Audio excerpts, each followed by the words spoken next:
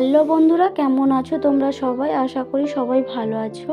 আমরাও ভালো আছি। আমার আরও এক নতুন ভিডিওতে সবাইকে স্বাগত জানাই। আশা করি কিছুটা হলেও ভালো লাগবে। এই ভিডিওটা করেছিলাম সরস্বতী পুজোর দিন, তো ভয়েস বা এডিট না করার কারণে একটু দেরি হয়ে গেল।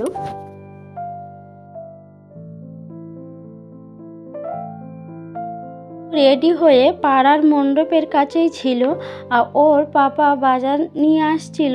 তো ওর পাপার সাথে বাজার নিয়ে আসলো, আর আমার সকালের সব কাজ সেরে নিয়ে ঠাকুরঘরটাও সেরে নিয়েছি, আর একটু আলপনা করে দিচ্ছিলাম। আর আমি আর নিরু পাড়ার মণ্ডপ থেকে অঞ্জলি দিয়ে চলে এসেছি।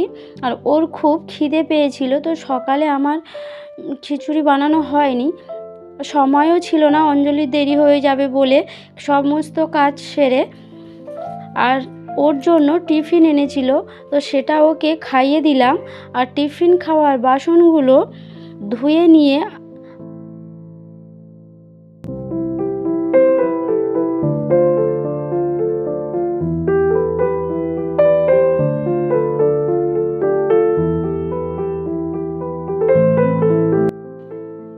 সব সবজিগুলো কেটে নিচ্ছিলাম।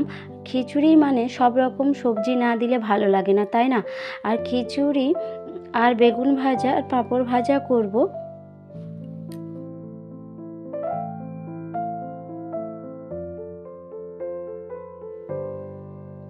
কি বলো তো, সরস্বতী পুজোর সময় না খিচুড়ি ছাড়া কোনো কথাই হবে না, তাই না? এই সময়গুলো আসলে না আগে যা যা করতাম মনে পড়ে যায়। সকালে উঠে স্নান সেরে রেডি হয়ে স্কুলে অঞ্জলি দেওয়া থেকে শুরু করে স্কুলের কত রকম দায়িত্ব একে একজনের উপরে, সেগুলো করে অন্য অন্য স্কুলে ঠাকুর দেখতে যাওয়া, তখনকার মজাটাই আলাদা ছিল। আর এখন যা যা করছি, খিচুড়ি বানানো, ছেলেকে রেডি করানো, সংসারের যাবতীয় কাজ সবই মা করতো, তাই না? কখন যে মেয়ে থেকে মায়ে পরিণত হয়ে গেছি, এই সব দিনগুলো আসলে বোঝা যায়, তাই না? আজকে খিচুড়িটা অন্যরকমভাবে বানালাম। আমি যখন গোবিন্দভোগ চালের খিচুড়িটা করে থাকি, তো এই রকমভাবে সব সবজিগুলো ভালো করে কষিয়ে নিয়ে চাল ডাল দিয়ে ভালো করে নেড়ে চেড়ে অল্প জল দিলে বেশ তাড়াতাড়ি হয়ে যায়।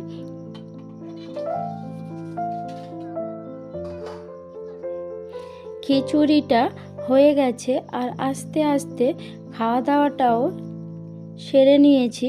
আর কিছুটা সময় রেস্ট নিয়ে গোটা ষষ্ঠীর রান্না হবে, তো বড় হাঁড়ি কড়াইগুলো তোলা ছিল, তো সেগুলো নিয়ে আনলাম।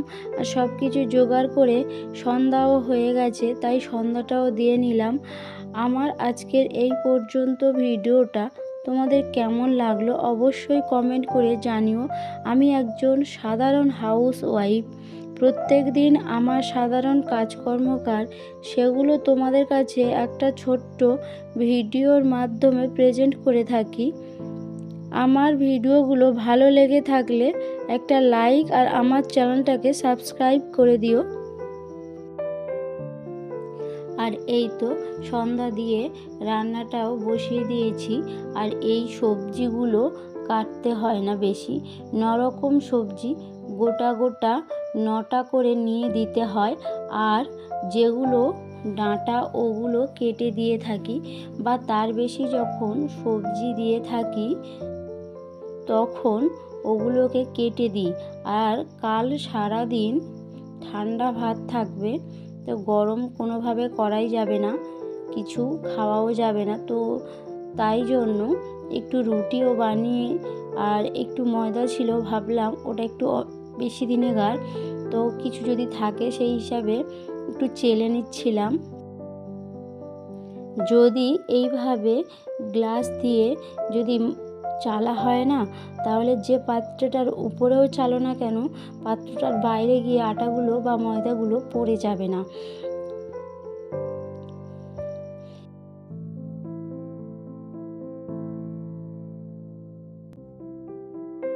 এই তো আমার তরকারিটাও হয়ে গেছে। তাহলে ভিডিওটা এখানেই শেষ করছি। দেখা হচ্ছে একটা নতুন ভিডিওতে।